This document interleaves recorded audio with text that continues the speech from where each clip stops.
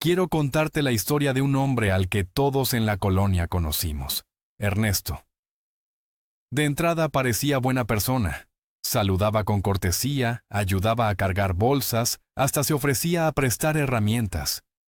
Si uno lo veía desde la acera, pensaba, qué atento, qué educado. Pero había algo en su manera de sonreír que no encajaba.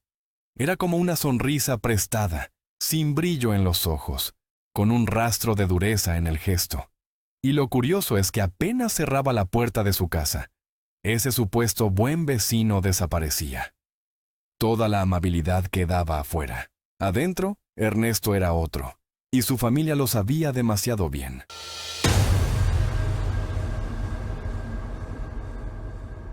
La casa de Ernesto no era un hogar, era una prisión invisible. Con su esposa no había diálogo, solo reproches. Cada palabra suya caía como un golpe seco. Siempre lo haces mal. Nunca estás a la altura. Ella aprendió a guardar silencio. Sus labios se apretaban con fuerza para no responder. Los ojos se le humedecían en la cocina, mientras lavaba los platos y disimulaba el llanto con el ruido del agua. A veces dejaba caer una cuchara a propósito, solo para liberar un poco de esa rabia contenida. El sonido metálico contra el suelo era un eco breve de la tormenta que vivía por dentro. Con sus hijos, Ernesto no fue distinto. Nunca hubo un abrazo inesperado, ni un «te quiero» que los hiciera sentir seguros. Sus palabras eran órdenes, exigencias, y gritos que apagaban poco a poco la inocencia. Los niños aprendieron pronto a moverse con sigilo. Jugaban bajito, con las risas atrapadas en la garganta, porque sabían que el ruido podía molestar. Cada vez que escuchaban la llave girar en la cerradura, corrían a sus cuartos, como quien busca refugio antes de la tormenta. El simple crujido de la puerta se convirtió en una señal de alarma. El verdadero Ernesto no estaba en la sonrisa de la calle, sino en esas paredes cargadas de miedo, silencio y corazones que aprendieron a esconderse. En la oficina, Ernesto no era distinto. Llegaba temprano con paso firme y el ceño fruncido, como si el mundo entero estuviera en deuda con él. El sonido de sus zapatos golpeando el piso era suficiente para que el ambiente cambiara. Las conversaciones se apagaban, las risas se cortaban a la mitad. Se sentaba frente a su escritorio y comenzaba su ritual. Revisar papeles, señalar errores, levantar la voz. Le gustaba hacerlo frente a todos. Disfrutaba cuando un empleado se encogía de hombros, cuando alguien bajaba la mirada para no enfrentarlo. ¿Esto es lo mejor que puedes dar?, preguntaba, agitando una carpeta en el aire. La persona en turno apenas murmuraba una disculpa, y él sonreía satisfecho. Para los jefes, Ernesto era eficiente. Cumplía metas, entregaba resultados, mantenía la oficina bajo control.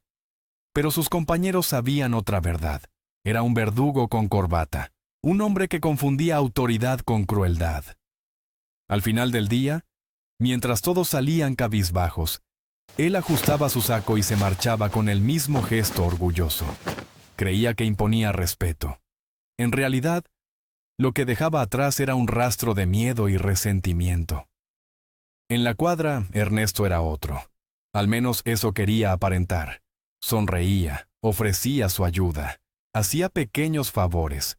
«Vecina, ¿le ayudo con esas bolsas? No se preocupe, yo tengo la herramienta que necesita». Y durante un rato, parecía convincente. Los vecinos lo saludaban con cortesía, agradecían su apoyo, lo veían como un hombre atento. Pero esa impresión no duraba demasiado. Había algo en su mirada que traicionaba la actuación. Una rigidez en los labios, una sonrisa que no era completa. Los gestos eran correctos, pero faltaba el calor humano, la naturalidad de quien realmente se interesa por los demás. El barrio no era ciego ni sordo. Las paredes tienen memoria, y más de una vez, los gritos de Ernesto se escaparon de su casa. Una frase cortante al hijo, un portazo, el eco de una discusión sofocada. Los vecinos escuchaban, bajaban la mirada y se quedaban en silencio. Pero dentro de sí mismos, lo sabían. Ese hombre no era lo que mostraba. Con el tiempo, la cordialidad hacia Ernesto se volvió mecánica. Un buenas tardes rápido, una sonrisa breve, y nada más. Porque la máscara, aunque se sostenga, siempre deja ver alguna grieta. Con los años, el cuerpo de Ernesto empezó a pasarle factura. Primero fue el cansancio, ese que lo hacía detenerse a mitad de la escalera, respirando con dificultad. Luego vinieron las fiebres nocturnas, la tos seca que no lo dejaba dormir, el dolor constante en el pecho. El hombre que antes imponía con su voz, ahora apenas podía sostener una conversación sin perder el aire. De pronto, necesitaba lo que nunca supo dar: cuidado. Su esposa, acostumbrada a no aguantar tanto, al principio lo atendió con dignidad. Le preparaba infusiones, lo cubría con mantas, llamaba al médico cuando la fiebre subía demasiado. No lo hacía por amor, ese sentimiento ya estaba roto desde hacía años. Lo hacía por humanidad, pero Ernesto seguía siendo Ernesto. Ni la enfermedad quebró su soberbia. En lugar de agradecer, reprochaba: «Te tardaste en traerme el remedio. Esto no es lo que te pedí. Si me empeoro, será por tu descuido». La enfermedad lo había debilitado físicamente, pero no había suavizado su carácter. Y en ese contraste, su esposa entendió algo con claridad. No importaba cuánto diera, Ernesto nunca cambiaría. Contra todo pronóstico, Ernesto logró recuperarse. No fue por su fuerza ni por su carácter. Fue por la paciencia y los cuidados de su esposa. Ella estuvo allí, velando noches enteras, midiendo la fiebre, preparando medicinas. Y gracias a eso, volvió a caminar, a respirar mejor, a sentirse fuerte. Pero en lugar de agradecer, regresó a lo de siempre. Los gritos volvieron a llenar la casa, las humillaciones recuperaron su lugar habitual. Era como si la enfermedad hubiera sido solo una pausa en su tiranía. Un día, después de una discusión, su esposa intentó alzar la voz. Por primera vez en años, trató de poner un límite. «Basta, Ernesto. No voy a seguir soportando esto». El silencio que siguió fue más pesado que cualquier grito. Él fue hasta el patio y regresó con una vara en la mano. La levantó para intimidar y así imponerse. Su mirada encendida dejó claro que, para él, el control estaba por encima de todo. Ese instante lo cambió todo. La esposa entendió que ya no se trataba de palabras hirientes. Esa amenaza era la confirmación de que su vida y la de sus hijos corrían peligro.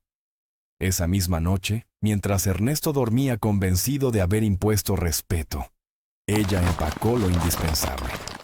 Llamó a sus hijos y con pasos silenciosos cruzaron la puerta. No hubo llanto ni despedida, solo la certeza de que aquella amenaza había sido el último límite. Quedarse significaba perderlo todo. Marcharse era la única salida. Solo, amargado y con la casa vacía, Ernesto se aferró a sus viejas costumbres. Descuidó el hogar, dejó que el polvo se acumulara, que la pintura se cayera a pedazos. Y una noche, el destino encendió la chispa. Un cortocircuito. Las llamas crecieron rápido, iluminando las ventanas con un resplandor rojo. Los vecinos salieron alarmados. Llamaron a los bomberos, corrieron con cubetas, golpearon puertas. A pesar de todo lo que sabían de Ernesto, nadie deseó verlo morir allí dentro. Lo sacaron, tosiendo, con la ropa ennegrecida, el rostro cubierto de hollín. Allí estaba, en medio de la calle, rodeado de la gente que durante años había engañado con su falsa sonrisa. Lo miraban, pero no con afecto. Lo miraban con la fría distancia de quienes saben que, aunque lo ayudaron a sobrevivir, no había en él nada digno de admiración. El fuego consumió gran parte de la vivienda. Ese incendio no solo devoró paredes y muebles, también se llevó la máscara que Ernesto había usado toda su vida. Ya no quedaba dónde ocultarse. Al final se quedó con lo único que había sembrado: soledad. Sin familia, sin amigos, sin respeto. El hombre que alguna vez creyó tener poder. Ahora era apenas una silueta despojada, observada desde lejos, sin una sola mano dispuesta a abrazarlo. La vida tiene formas misteriosas de equilibrar la balanza. Ernesto construyó su mundo con gritos, con humillaciones y con miedo. Y la vida se lo devolvió en silencio, cenizas y soledad. Porque las máscaras siempre terminan cayendo. Y lo que eres puertas adentro es lo que, tarde o temprano, todos verán. Recuerda, lo que acaba de escuchar no es solo una narración, sino una historia inspirada en eventos reales. Gracias por ver este video hasta el final. Si te gustó, suscríbete y activa la campanita para no perderte las próximas historias. Y recuerda, tu apoyo con un like o un comentario realmente marca la diferencia y es lo que me motiva a seguir creando. Hasta la próxima.